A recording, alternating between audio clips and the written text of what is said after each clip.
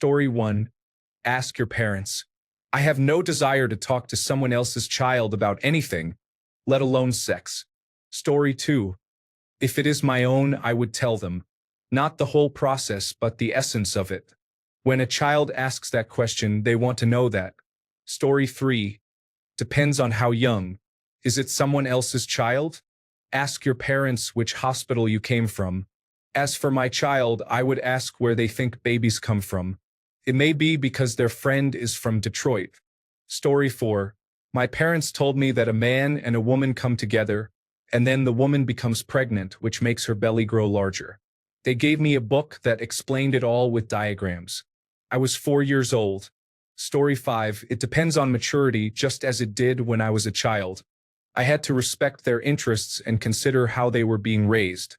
It is always best to depersonalize and discuss biology using an animal they are familiar with, rather than focusing on humans, if that was the intent.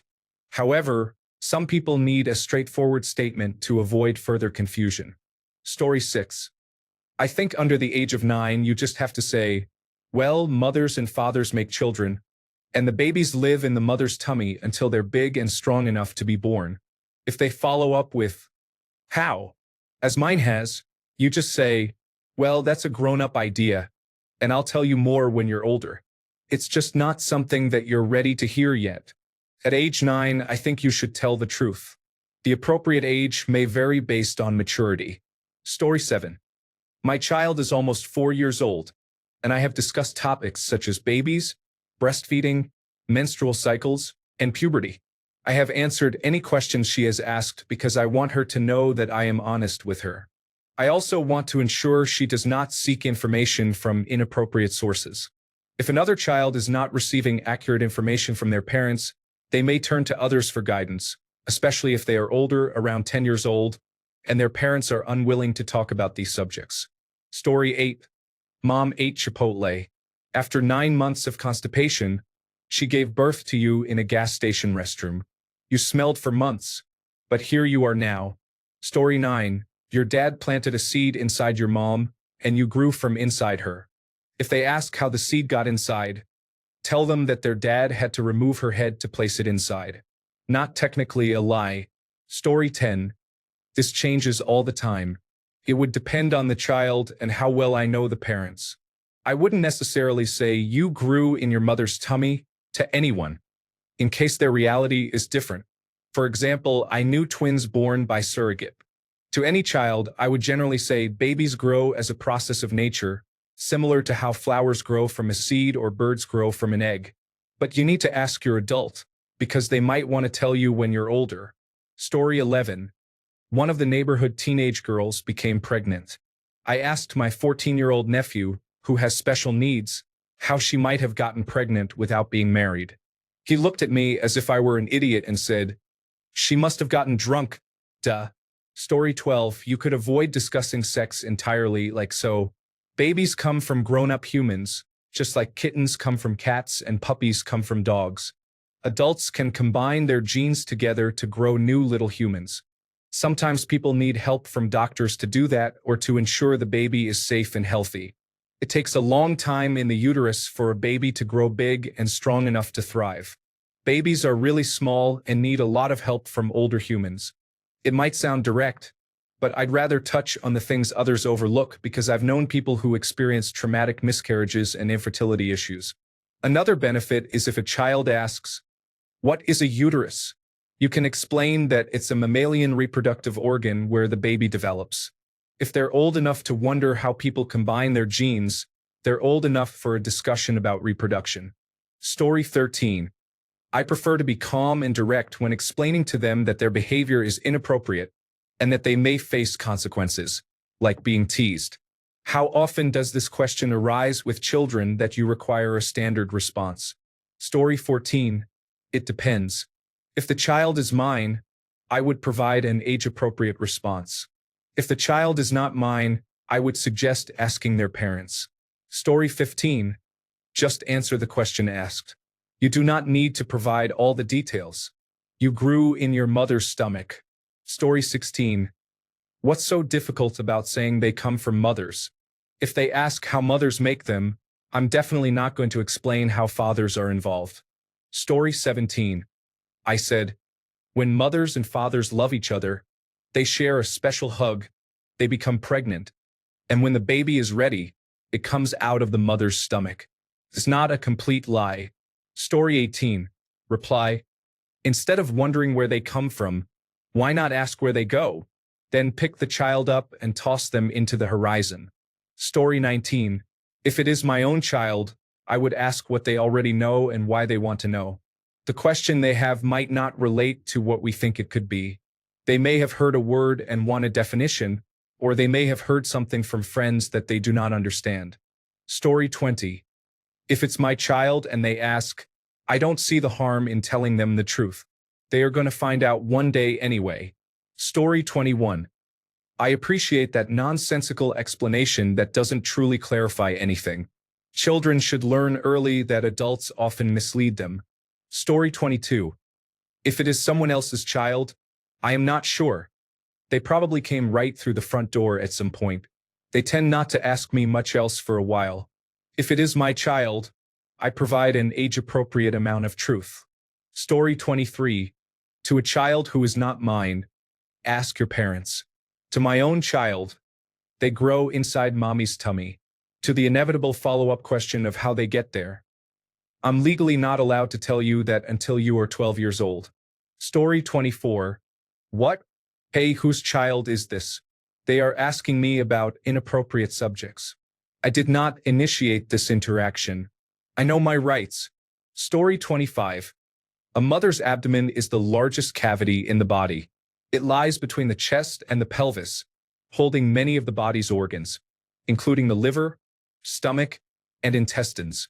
The groin is the area where the upper thighs meet the lower part of the abdomen.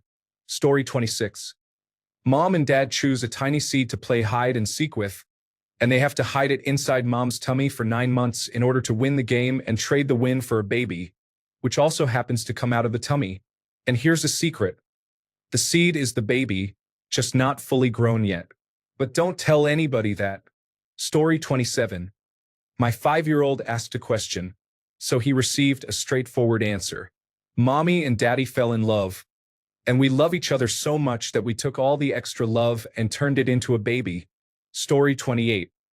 I like to tease children verbally, so I might tell them that babies are placed on Earth by an evil force to consume all their resources, and they will have to battle it in a Colosseum-style arena in the future. Story 29. I want to explain that in Greco-Roman wrestling, the process of conception involves a sperm fertilizing an egg, leading to the beginning of life. Story 30. I'm turning the question to the parents. While I believe in being as honest as possible without traumatizing a child, it's not my child. Therefore, it's not my decision to make. Story 31. Not sex, but a 4-year-old I was babysitting once asked me if girls peed from their bodies. I said no, and he asked where they peed from. I got flustered and said, girls have lots of openings. Story 32. Not quite what was asked, although still technically correct. The question reminds me of a woman in my old friend group. She had a toddler and wanted another baby. She was desperate for one, full-on baby fever, 24 hours a day, thinking about babies constantly.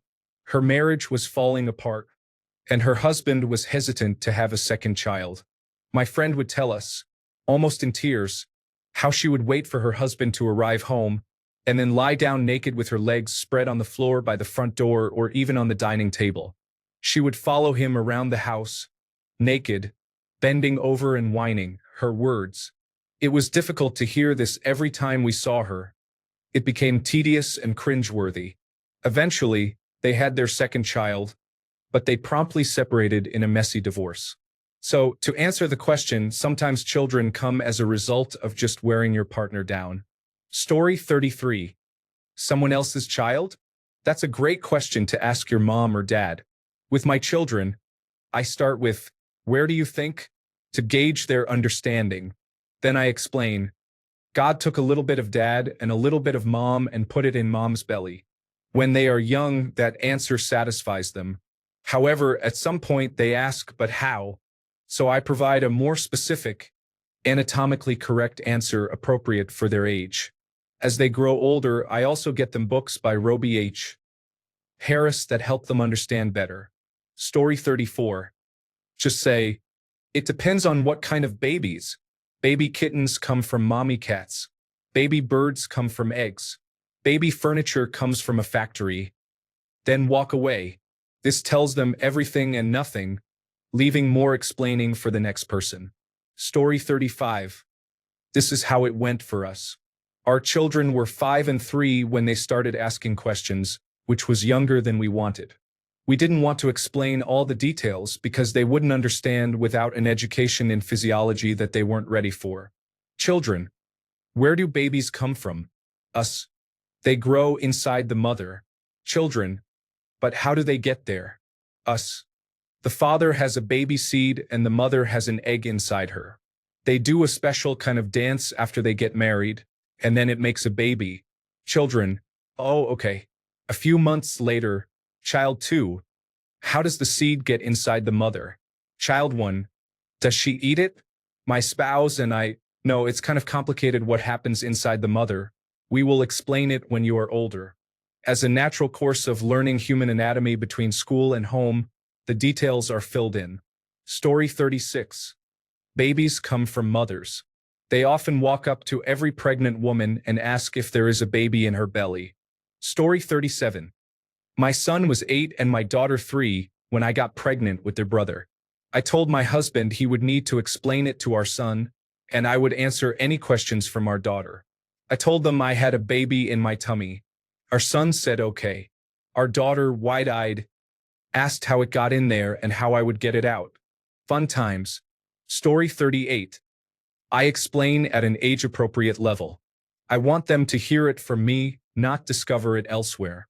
I want them to feel comfortable coming back with more questions. It's important that they know it's okay to ask about these topics. I want to ensure they receive accurate information and feel safe in doing so. Story 39. I will probably hand them the same book I had as a child. Story 40. Explain clearly that sex education and early intervention help prevent abuse. Denying an abuser the opportunity to teach and educate about right and wrong is crucial. It is often very difficult to break those early intervention negative teachings. Story 41. If it's not my child, I don't respond. My children will receive the best possible education to compensate for the overwhelming amount of abstinence-only education in schools. I do not want to be retired and caring for a large number of grandchildren that my inadequately educated children chose to have. Story 42. I told my children they are a star in the sky. That is also where we go when we die. From there, you were in your mother's tummy and then you were born. Not technically a lie. Story 43. I would respond the same way my mother responded to me when I asked as a child. I didn't know why adults became uncomfortable when kids asked this, just that they did, so being a rascal, I asked my mom, expecting her to get nervous. I then received a 20 to 30-minute detailed explanation of how human reproduction works, complete with all the correct terminology and chromosome counts, enough to thoroughly confuse me as a child. She didn't lie throughout the entire explanation. I didn't understand what the development of a zygote meant, but I got my answer. Story 44. Ask your parents. The child will probably follow up with, why? That's when I say, because that is not for me to explain to you. Story 45. Assuming it's my child, the truth is, scientifically, at their level. Someone else's child is delivered by Amazon, like everything else. Story 46. We told our daughter the truth about human anatomy when she was 4 and asked us. Her response was, why would anyone want to do that? It's disgusting. A few weeks later, we were in church for Mary's Annunciation Day. The Sunday school teacher talked about the angel telling Mary she would have a child. Our daughter stood up and told everyone, this isn't how it normally happens. Usually, a man has to put his penis into the woman's vagina. Story 47. I tell them everything. I include all the details in a presentation showing the issues. Then, I will send the child back to my sister and let the fireworks begin. Story 48. I just told my children the truth directly when they asked. There is no need to lie to them about their own bodies and normal human behavior. Story 49. A mother and father come together and decide to have a baby. The baby grows inside the mother until it is ready to be born. Story 50. My 3-year-old niece proudly announced to me at the dinner table that she knew where babies came from. They come out of daddy's tentacles. Story 51. Whenever I want one, I just go down to the local park and see what they have. Moms waste them out. You were a very smelly waste. I found my sibling next to the trash can outside. Thanks a bunch for sticking around till the end of the video.